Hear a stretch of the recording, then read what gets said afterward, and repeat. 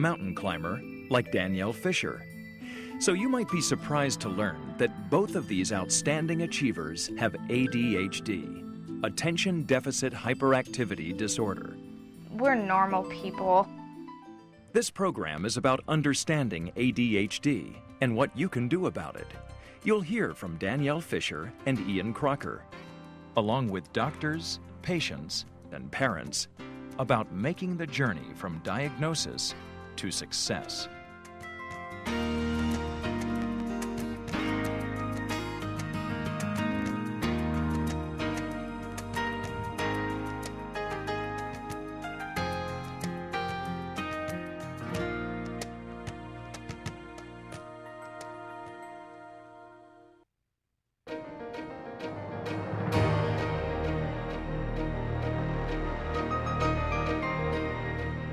Ian Crocker is one of the fastest swimmers in the world. He knows all about facing challenges. I think it's important to view obstacles as challenges and healthy things to overcome. You should take control of them and figure out what they require from you in order to overcome them. Now he leaves the competition in his wake. But when he was growing up in Maine, his classmates always seemed to be ahead of him. And I didn't really have any idea of what was going on. I thought it was just normal to, retain the information in the fashion that I did. Once I got to college, having class with people that I swim with every day and talk to every day and lived with in the dorms and kind of talking about class, I would realize that they were retaining a lot more information than I was. I wouldn't even remember parts of lectures that they would, remember quite vividly. So I realized that there was a bit of a deficiency there, and something that I felt like if it was a problem that could be cured or dealt with, then I wanted to deal with it, so I was getting the full benefit of going to class every day. Ian discovered there was a name for his difficulty, ADHD. Figuring out how to manage it became a new goal to achieve. One thing that I learned in trying to strive for the Olympics was goal setting. And goal setting really helped me keep my focus on swimming and training and what I wanted to accomplish. And that was something that swimming taught me how to do, and it's something that I use in the rest of my life as well. And I think that's another coping mechanism for ADHD. If you're just being introduced to ADHD, your immediate goal is understanding what it is. So let's start with some basics.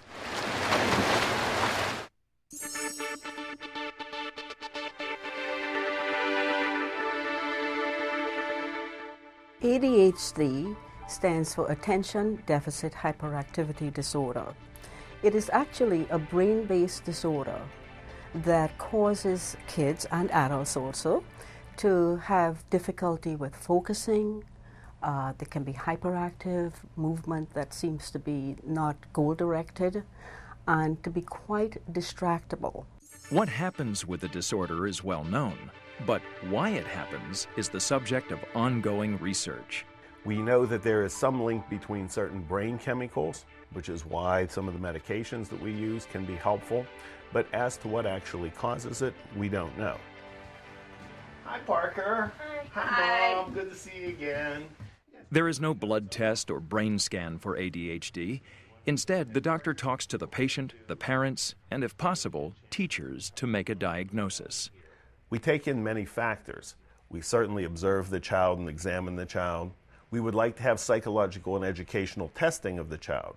We would like to have information from the parents, information from the medical history, and also information from the school to give us an idea of how the child is behaving and how they're responding in school. Teachers are very often the first to notice that a child is inattentive, distractible, etc. Teachers cannot diagnose ADHD, but they'll bring the problem to the attention of the parents. The primary symptoms of ADHD are being hyperactive, impulsive, and inattentive. Often the first symptom that's noticed is the hyperactivity.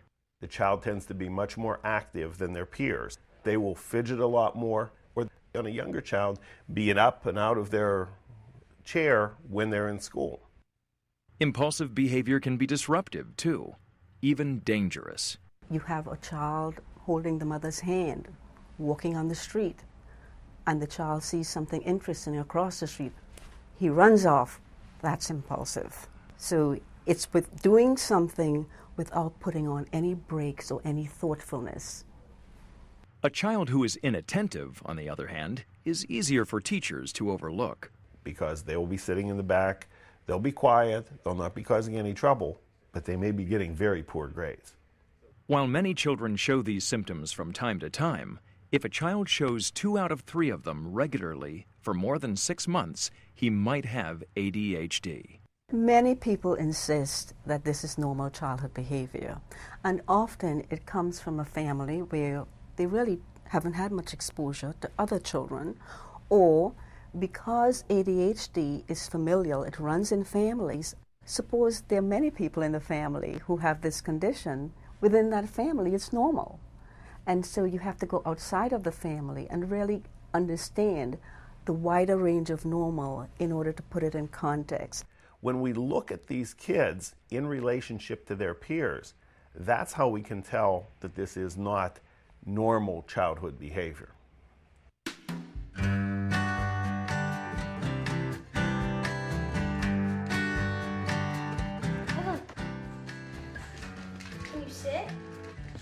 Parker loves playing with his dog, just like any other kid. But he found he was not like other kids at school. They got their work done fast for me, and usually I had to do mine during recess. He couldn't focus like in school, so his grades started to go down. At home, he was always losing things, misplacing things, couldn't get his homework done, couldn't concentrate, just wanted me to do it. Parker also had problems with hyperactivity and impulsivity. Even so, his doctor made sure to rule out other possibilities, such as depression or problems at home. If a child who has not previously had ADHD symptoms all of a sudden starts developing those symptoms, frequently we will look for another cause. Can we open the can, or can you do it? I can do it. Okay. In Parker's case, the symptoms had been present for many years, so when the diagnosis was ADHD, his mother was actually relieved.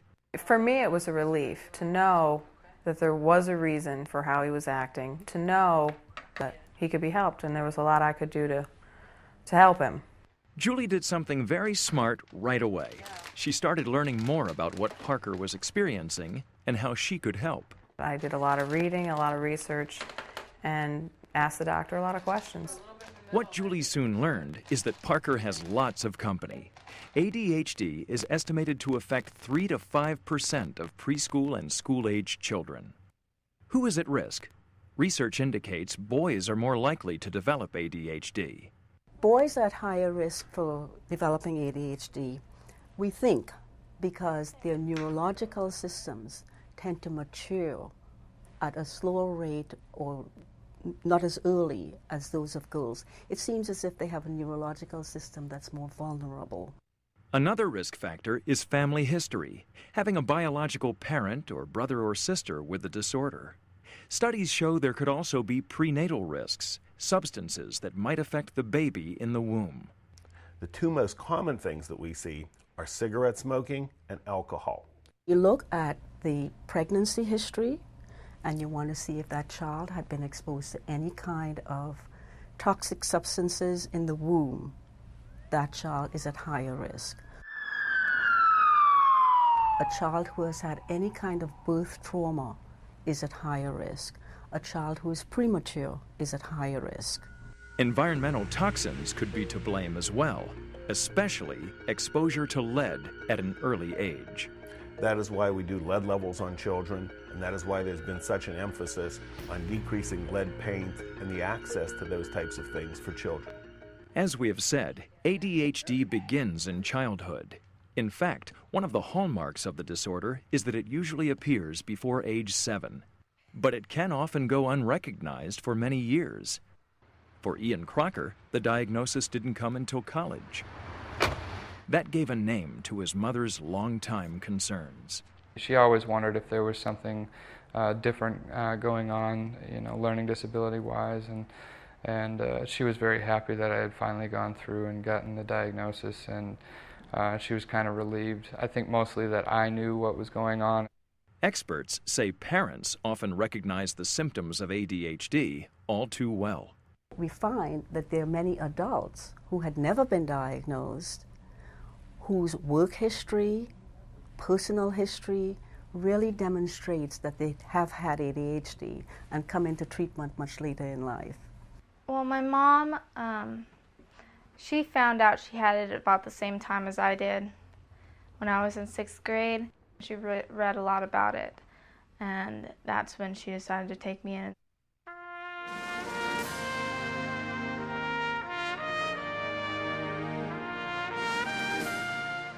Danielle Fisher has covered a lot of miles since learning she had ADHD, literally.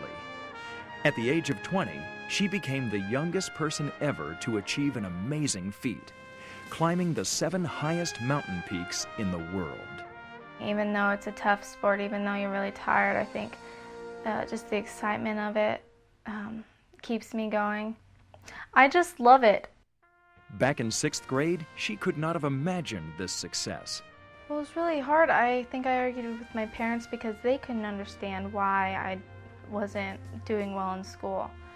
And so, you know, I'd do what I thought was trying my hardest. I'd try to sit down and make myself do it, but when you have ADHD, you can't. You can, you know, when you're distracted, you're distracted.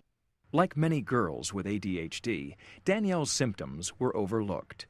Because sometimes what we see is that girls with ADHD may not be as hyperactive at times, and therefore they may not be picked up and diagnosed. After the diagnosis, Danielle started making some progress. Then, at the age of 15, she climbed nearby Mount Rainier with her dad. I just fell in love with it and just kept going, and the love for it, the passion for it has grown ever since.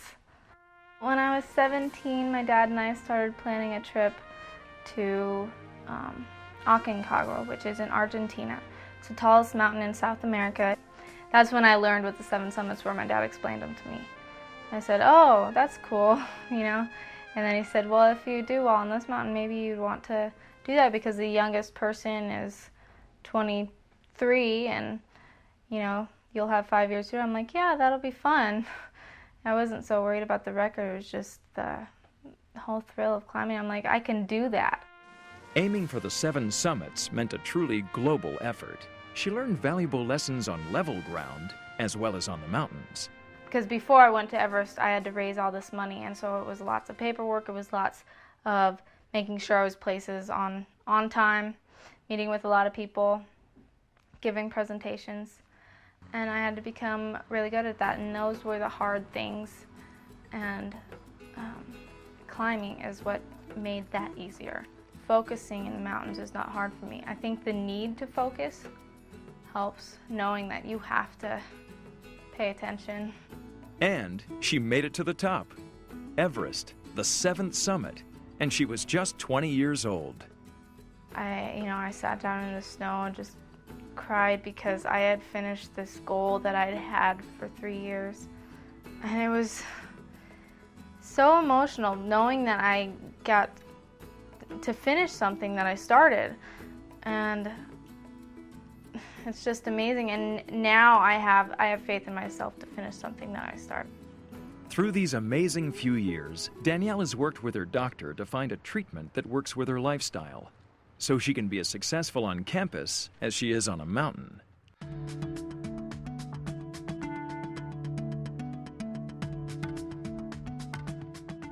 The treatment options for ADHD fall into 3 areas. You can do medication alone, you can do behavior treatment alone, which is therapy, or a combination. What do you think about your medicine? Medications for ADHD are well established and effective. There are 2 main types, stimulant and non-stimulant medications. As with all medications, ADHD medications can have side effects, so the doctor conducts a health evaluation before treatment begins and then follows up to monitor how the child is doing. These medications frequently are very effective.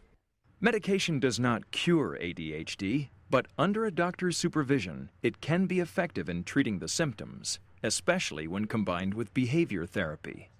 because very often parents need help in terms of behavior management of their child.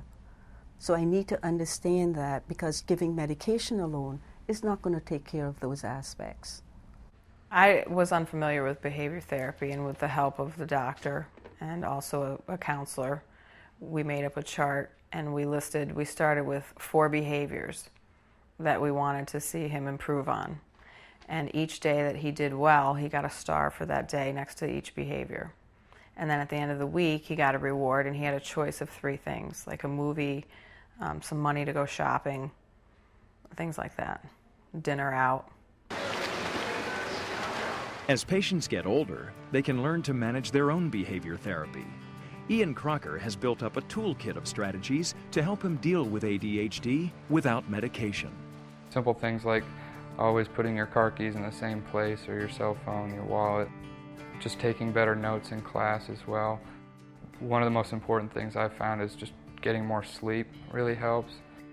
In addition to behavior therapy, many patients also benefit from talk therapy, talking to a healthcare professional about their worries and their hopes. Social skills training can help them as well. And the reason is that because of their inattentiveness, they often are not attentive to social cueing that's nonverbal, that, average kids will just learn along the way. They miss the cues. They blurt things out, they interrupt. They can also be physically intrusive, not having a sense of respecting people's personal space. So one of the very simple things we teach children in social skills: keep your hand out, stay arm's length away from somebody else. What do I do, wondered Mrs. McNosh. I've got to find something to do with this squash. The issue of being able to take the time, stop what we call put the brakes on, and listen, so that when you come up with a response, it's an appropriate response. Every individual with ADHD can develop strategies for success. Even children can participate in planning how to accomplish their goals.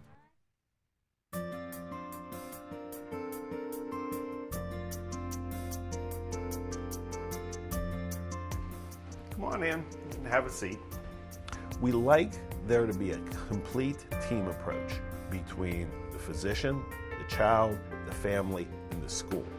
And if there's a psychotherapist involved, that person would also be part of this team, so that we can all work together to emphasize the child's strong points and play to those strong points, and to help the child with whatever weak points they have. So that we need teachers at school to help the child get their schedules into their books or homework, and we need parents at home to help the child get it back in the book bag to give to the teachers. Math. When her son was diagnosed with ADHD, Julie was glad to learn that his school had experience helping kids like Parker do their best. As one teacher last year, they took the kids that had ADHD into a separate area and gave them little breaks in between for the standardized testing, because they knew they couldn't concentrate for that long of a period of time. 5,000 minus 3,245. Another difficulty the kids with ADHD have sometimes is planning, so that a project that a child might have will seem tremendously overwhelming for that child until the parents can help that child break that project down into small steps. Julie makes time to help Parker plan how he'll get his homework done. While some parents find using a timer is helpful, Julie finds Parker is eager to follow through on his academic assignments. They use the timer for other tasks. The only time that I have had to use a timer is when I've asked him to complete a task like cleaning his room, and he doesn't want to do it. Then I set the timer and he has that long to complete it. Otherwise there'd be a consequence. He would lose a privilege or have stars taken away on his chart, so he isn't as close to earning the end of the week reward. And while we're admiring Parker's clean room, here's another point to remember. The physical environment can contribute to academic success as well. I tell parents, clean out the room. Don't have too many things that can be distracting in the room. Absolutely no TV in the room. Absolutely no computer in the room. These things should be in a central area where parents can supervise the use, have particular discrete amounts of time that the child can use these things. Something very interesting is that some children with ADHD need to have some background sound, like white noise or even some music playing in the background while they do the homework. And I have to educate parents about this because they think it's absolutely no noise at all. But some children actually focus better when there's some background noise. And again, that's individualized and you get to know your child. Good job. That's a key point. Each child is an individual. It takes understanding and patience to find a strategy for success. All these are things that are helpful, but remember, they do not work right away, and the child needs a lot of reinforcement. You know, the ADHD child is challenging for parents, and it's not just once a week. It's every single day, all the time.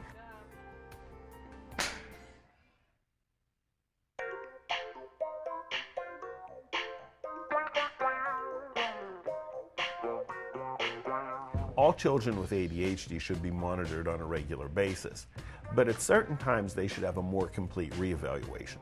One of the times that we recommend that is during the early teen years.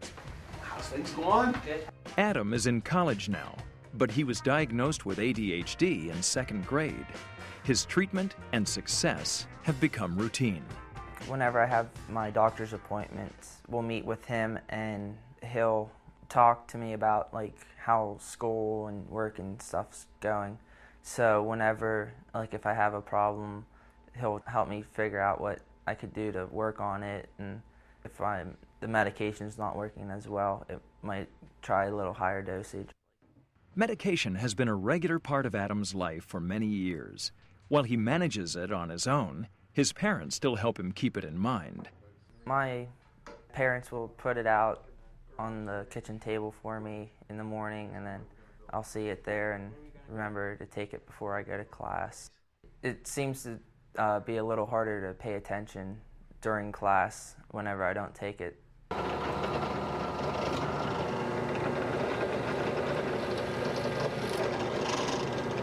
Adam enjoys woodworking with his father, but his real passion now is computer science.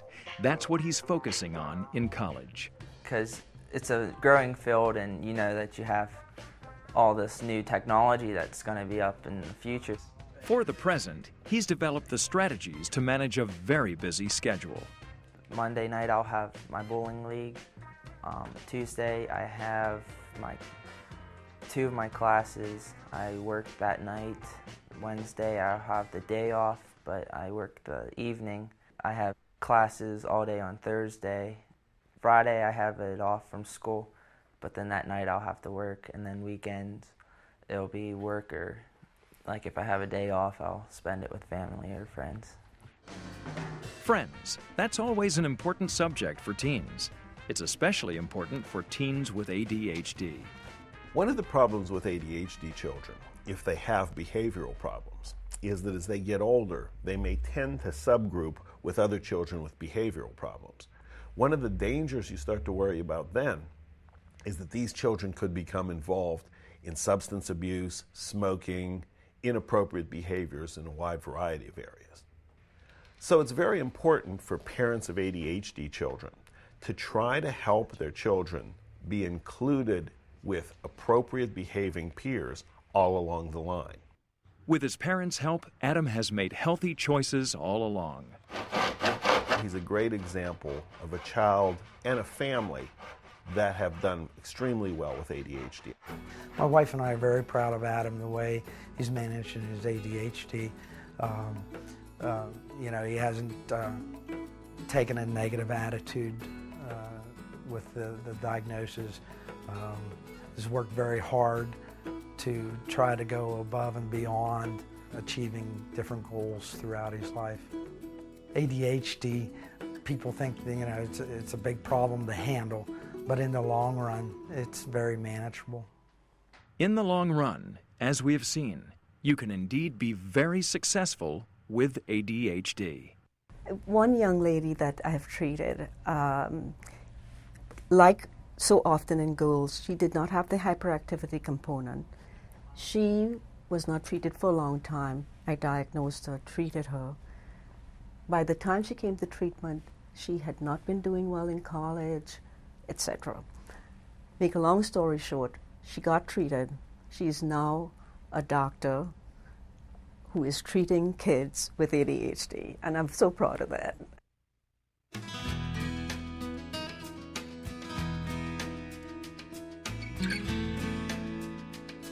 Success with ADHD.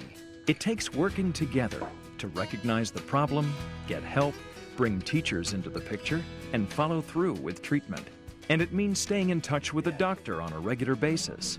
Success comes in daily victories, a clean room, and an assignment done on time. I'm very proud of him. And it's not easy, and he knows, and he can tell me how he feels, and he's trying very hard. Now I get all my work done, and I'm able to think, and now I can go out to recess. Ian Crocker applied the same drive he has in the pool to coping with ADHD. As with competitive swimming, he needed determination, self-awareness, and a strategy to achieve his goal. My school got better over time. My academics picked up, and I was doing better and finding it easier to retain the information in class, and just took a lot of time to find the things that work for me to cope. Danielle Fisher is working toward a degree in engineering. She knows that it takes more than medication to stay on track. Keep a planner. Just write down everything that you have to do. Everything, so that you know, so that you could plan your day. Plan your day and plan your future. With understanding and treatment, ADHD is something you can handle together. Learning your child, knowing your child, and helping that child develop his best self is what parents are all about.